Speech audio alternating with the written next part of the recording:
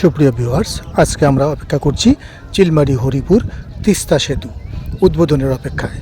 আপনারা দেখতে পাচ্ছেন ভিউয়ার্স যে চিলমারির অংশের যে আমাদের সংযোগ সড়ক আছে, সেই সংযোগ সড়কের ব্রিজ থেকে হাফ কিলোমিটার উত্তরে জনগণের যাতায়াত নিষিদ্ধ করা হয়েছে।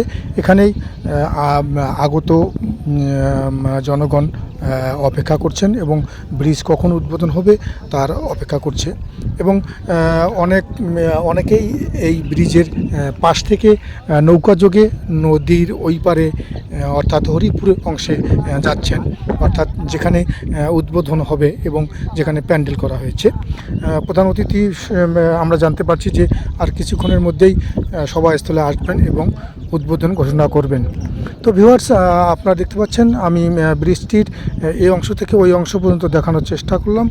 যদি আপনাদের কোনো মতামত থাকে, যদি কোনো আপনাদের পরামর্শ থাকে, তাহলে অবশ্যই কমেন্টস বক্সে মতামত জানাবেন।